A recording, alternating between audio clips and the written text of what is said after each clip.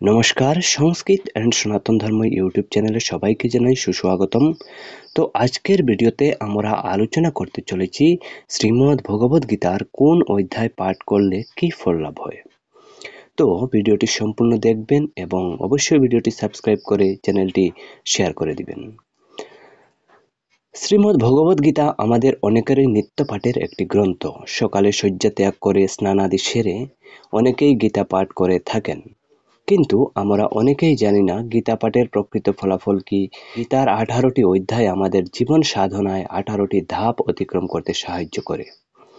এখন মনে কৌতূহল জাগতে পারে, ফলের আশায় তো আর গীতা পাঠ করি না, তাহলে ফলাফল দিয়ে কি হবে? হ্যাঁ, সত্যিই তাই। নিষ্কাম না হলে গীতা পাঠ করা আর না করা সমান। তবে যেহেতু কর্ম একটা শক্তি, শক্তির নিত্যতা সূত্র অনুযায়ী শক্তির বিনাশ নেই, আর কর্মফল তো প্রাপ্ত হতেই হবে। ভগবত উদ্দেশ্যে যে কর্ম তা নিষ্কাম কর্ম বলে জ্ঞানীরা বলেছেন। এজন্য ভগবানের সন্তুষ্টি বিধানের জন্য গীতা পাঠ করলে প্রতিটি অধ্যায় পাঠের যে ফল প্রাপ্তি হয় তা একটু আলোচনা করা যাক।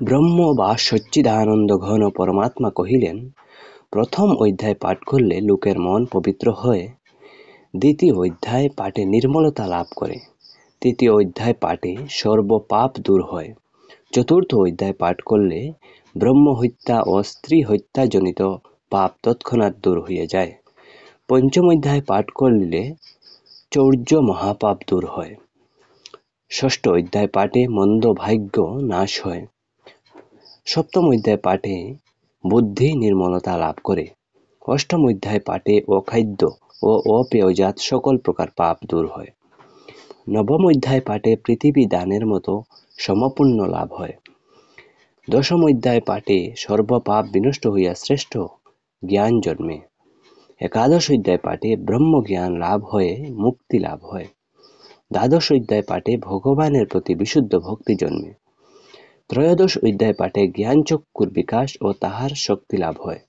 চতুর্দশ অধ্যায় পাঠে অশ্বমেধ যজ্ঞের সমান ফল লাভ হয়, পঞ্চদশ অধ্যায় পাঠে নির্মল জ্ঞান লাভ করিয়া যোগী হওয়া যায়, ষোড়শ অধ্যায় পাঠে মানব সংসার বন্ধন হইতে মুক্তি লাভ করা যায়, সপ্তদশ অধ্যায় পাঠে ভক্তজনের রাজপেয় নামক যজ্ঞের ফল লাভ করে এবং অষ্টাদশ অধ্যায় পাঠে জ্ঞানরূপ অগ্নি দ্বারা পাপ দূর হয়।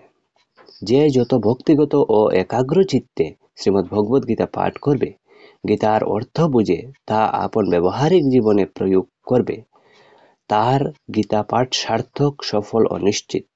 এ জন্মে না হোক পরজন্মে অথবা তার পরের জন্মেও এই ফল প্রাপ্ত হয়ে তার মোক্ষ প্রাপ্তি হবেই।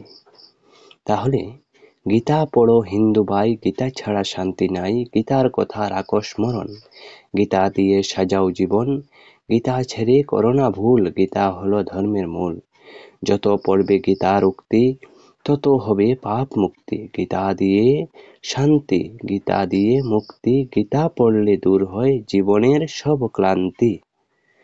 তাহলে ভিডিওটি ভালো লাগলে আপনারা ভিডিওটি শেয়ার করে রাখবেন এবং অবশ্যই চ্যানেলটি সাবস্ক্রাইব করে রাখবেন। ধন্যবাদ সবাইকে। হরে কৃষ্ণ কৃষ্ণ কৃষ্ণ হরে হরে।